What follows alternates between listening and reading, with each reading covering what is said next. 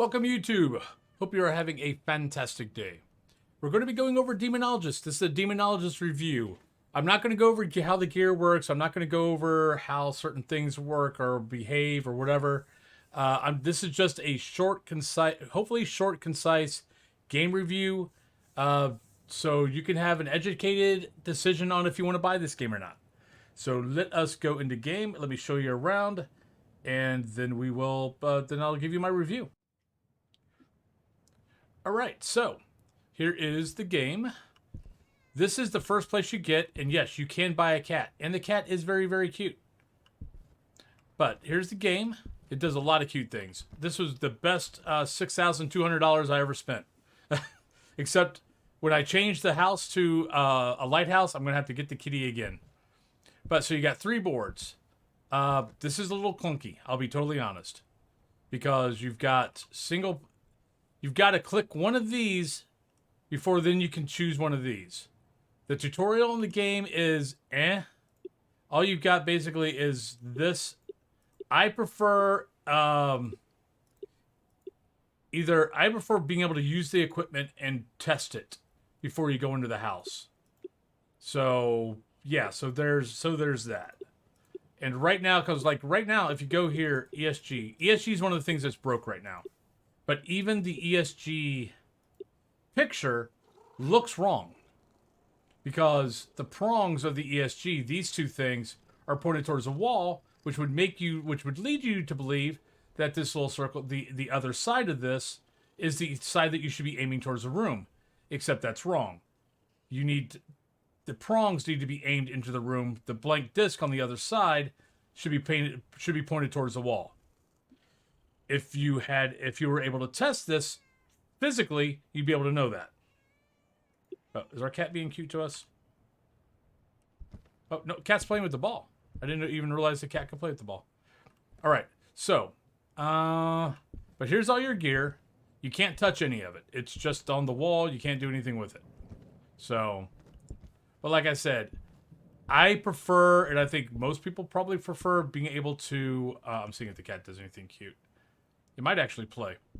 I would prefer that you be able to touch the gear. Like, let's say, pick up the gear, and let's say there's a room over here with a captured ghost that you could test all the equipment on and be able to see how the equipment actually works in your hands before you actually go into a hunt. Because I've actually got a short out on YouTube. I got a short and I've got a video, pretty much the same thing. I just cut a couple of seconds off and made it a short also. That shows how to use that, what to expect from all the gear. And because there's a lot of people that kept coming in on my stream wondering what the hell they were actually looking for. But okay, so now let's go to this. This is clunky. So you go in here, you've got to choose single player, multiplayer. Once you choose, everything reloads. Now you can choose your maps. Yeah. A little clunky. Right now they've got 3 maps. They are behind a level wall. So this is what you start with. This you can open up at level 5. This opens up at level 10. This, who knows when this is going to be. There are 18 total maps. So I'm going to guess at some point we're going to have 18 maps on this game. Right now we've got 3. But you've got to choose your map. And honestly, that took me actually a few minutes to figure out what the hell they wanted. For right now, I'd highly recommend just keeping it on easy, starting, don't buy anything. I wouldn't even buy anything until you could buy at least 2 of whatever you want to bring in, because if you die, you lose it. And as you can see, everything in this game costs a frackin' fortune. There's only a couple of things like flashlight. To buy 1 flashlight, you have to complete 1 game, guess the ghost right, on Abandoned House once. And there's nothing, I don't think there's anything lower than 600. And that's on easy mode. The higher you get up, the more money you get. But yeah, so if you only get the ghost right, and even if you get 1 objective, because you can take in no gear other than the starting gear and be able to at least get 1 objective, you'll make $650. That's 1 candle. So yeah, the prices are steep. I could see a lot of people not play this game because of this. For me, it was just like, okay, so I can't really buy... Oh, he was being cute. Damn it. We missed it. Let's see if he does it again. Or is he going... Yep, there he goes. Little happy kitty. You pet him on the head. But he does a lot of things. I love this fracking cat. I mean, honestly, I would buy this game pretty much just to have this cat. But yeah, so that's your gear. You do have other stuff to buy, which is kind of cool. Kind of reminds me, I think it's Malum. I think Malum is what I'm thinking of. Where you can buy different outfits. But you got head, upper body, different shirts. I'm sure this stuff will all expand at some point. You've got 4 real estate of where you're at. Like, we have Old House. I could have bought a pub. I'm saving up for Lighthouse. And we got this coming soon. Then you got other gear. You got other stuff you can put in your house. Like we bought. I've got everything but the radio. And I'm not worried about the radio.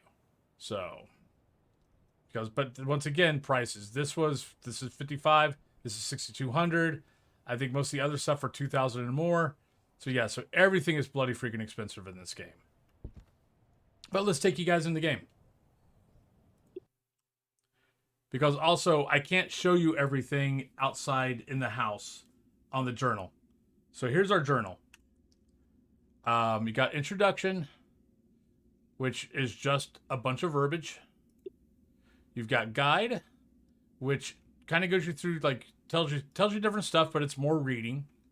Which for some people, it's perfectly fine. For others, it's like, I don't want to read. And this is mostly just goes over your gear. It goes over your gear a little bit more. But like ESG, some ghosts are sensitive, but it doesn't tell you how to use it. It doesn't say like which way it should face. ESG has been the biggest thing I think everyone's had issues with. Is that. Here's your ghost. You've got the same amount of ghosts as Faz 24.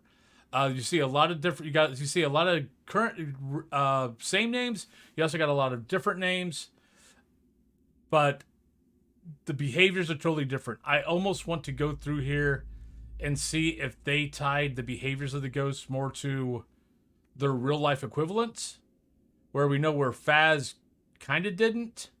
So, so I'm kind of curious if these correlate more to the real life.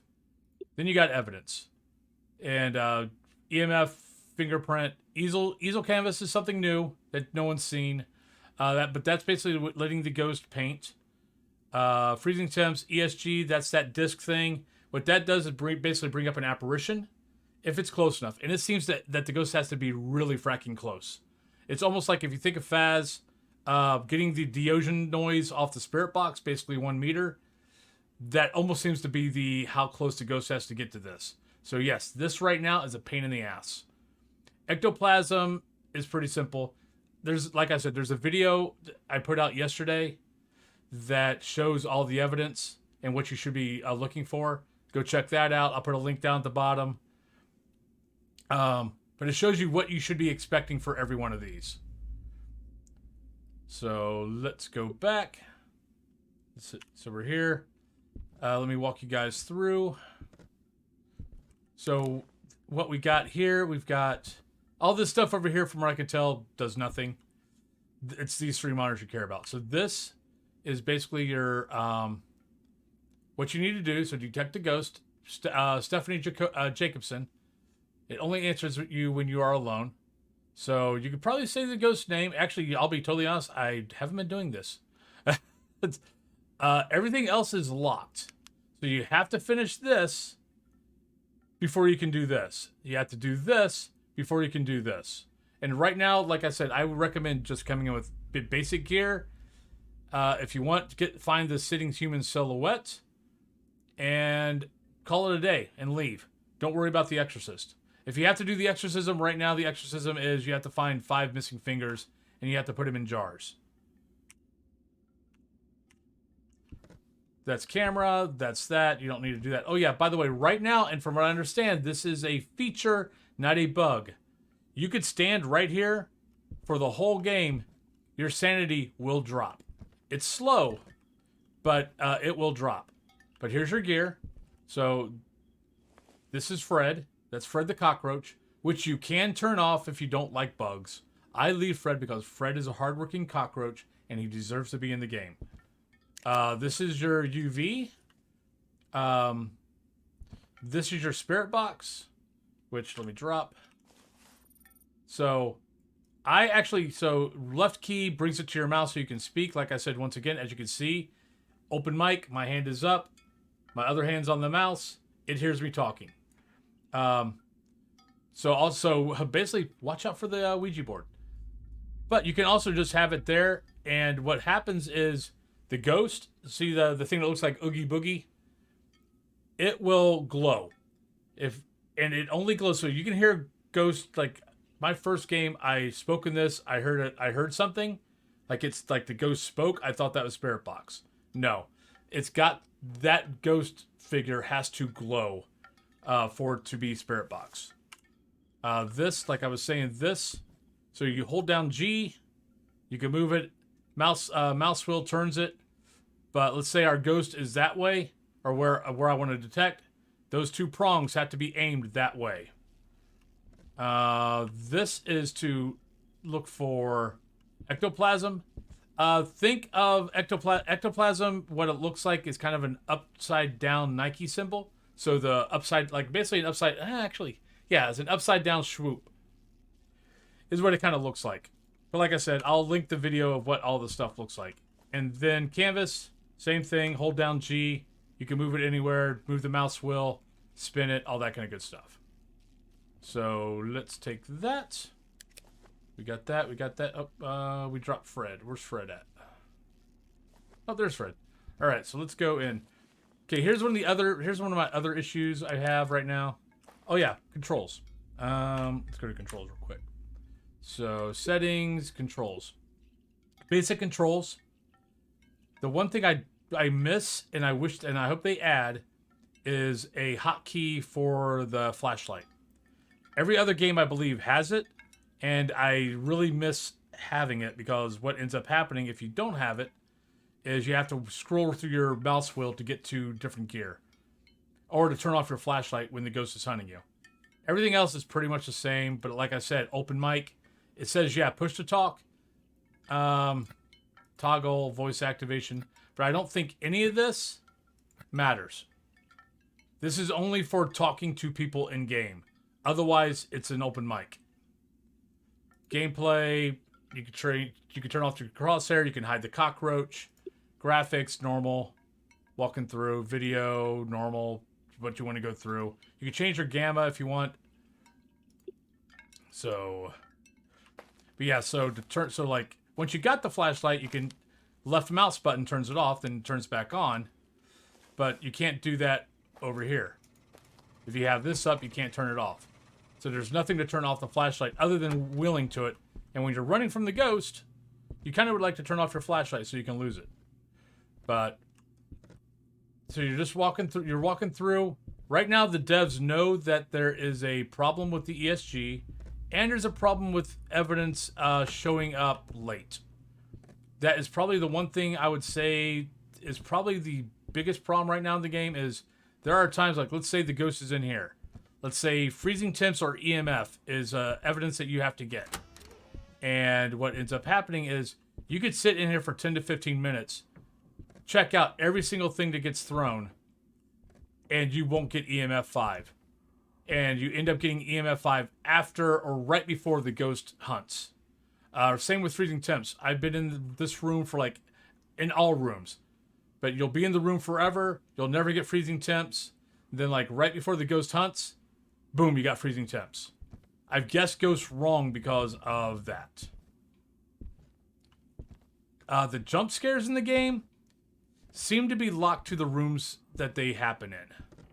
Unlike other stuff, if you see a jump scare in a certain area, you're always going to hear that. You're always going to get that jump scare in that area. You're not going to see that jump scare somewhere else. That's something I kind of wish they will change because it kind of makes things a little too easy. Or it makes, yeah, like that chair flying across the room. It kind of makes the jump scares less effective. Like they worked like the first couple of times, But then after that, it's like, okay, I'm coming in the room. Oh, I wonder if that was... you're coming in the room, and okay, I know to expect this jump scare, or this jump scare. And I think that is a flaw. But I'm going to do another video showing the house. Like going through all the houses, because right now I've got all the maps. So I'll do another video that does a tour. What else? The cool thing about the game is it does have some things that happen that you can like speak, or if you say a certain word, if you find a certain thing that makes something happen in the house, which is cool. The problem is with a replayable game, once you see it once, once you do it once, that seems to be it's no longer a cool new thing. It's now just something that you don't have to do. Because it doesn't affect the gameplay per se. So you don't have to say something at a painting. You don't have to say something at a pedestal for it to affect anything in the game. But let me go back to chat because this video is already going a little too long. So let's go on to would I recommend the game. If you like, I've easily have made my money back from this game. My criteria is usually for an indie game is, do I get an hour of gameplay out of it? If I get an hour of gameplay out of it, $1 per hour gameplay, it's easily, I've easily made my, I would recommend it. So in this case, I think for US, the game is $14.60 for, with tax. I've got 15 hours in this game, and I plan on adding it to my rotation of games I play. That's how much fun I'm having with it. I'm looking forward to when the evidence and the ESG gets fixed. But the one thing I will say about the game is, if when you look in the journal, and the ghost says it's known to... Ghost plays with people's minds through speech. If you somehow manage to talk to it, it will play with your sanity, making you more vulnerable. Talking to you makes you easier to pray for it. So let's say we think it's a Hantu. It has talked. You run out here, you check your sanity, and you see your sanity get dropped like a rock. This game, the behaviors matter. Unlike Phaz, where the behaviors are... It might, if the ghost is doing this, it could be that, but, it could be, we've all had, if we're playing Phaz, we've all had, demons who are really quiet, shades who are really busy, poltergeists who barely play with anything. Yuris who only touch a door 3 times. That was a game of mine earlier today. So you end up guessing the ghost wrong because it wasn't doing the behavior that it should be doing. This game, on the other hand, I've probably guessed the ghost 7 times because I couldn't get evidence. Or I was getting evidence late, and I knew the ghost was about to hunt, and I wanted to get out with my money. And I guessed the ghost right because it followed its behavior. So that is one way up here thing I love about this game, is it lets me use my brain and notice what's going on in my surroundings, and So, and I think I did that once again. I read it off to you. So, but would I recommend this game? I highly recommend the game if you have cash to spend. If you are on a budget right now, I would probably wait for some updates to clean the game up. Put it on your wish list and wait for some updates to where you see the updates are saying, yeah, we fixed the ESG. Yes, we have fixed where evidence is the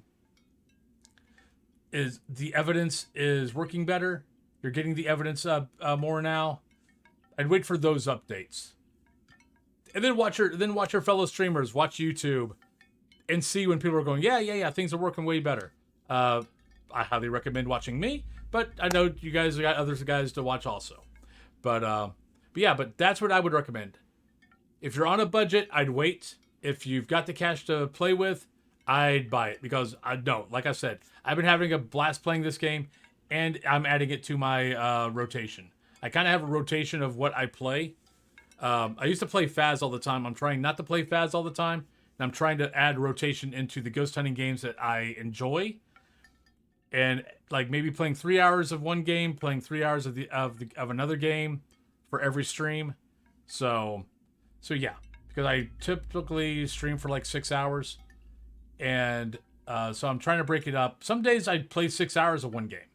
Like yesterday, I played 6 hours. Actually, I played 9 hours of Demonologist. But yeah, but there it is. So yeah, review. If you got the cash, buy it. If you don't, if you're on a budget, I'd wait. Because right now the game, there are enough things broken in the game or aren't working typically correctly that I could see you getting very frustrated and asking for your money back. So I would definitely just wait, be patient, give it a week or two. They'll probably have everything. Honestly, I would not be surprised if these guys have this thing fine-tuned, have it better tuned by the end of this week. I mean, so far I think they've been putting out an update every day since the game came out. So yeah. But that's my recommendation. So I hope you guys liked the video. If you guys did, please give the video a like. If you guys have not subbed to the channel, please sub to the channel. I know less than 50% sub, but from what I can tell, that's not uncommon. But yeah. And other than that, I hope you guys have a great day, and I will talk to you all tomorrow. Bye. Peace.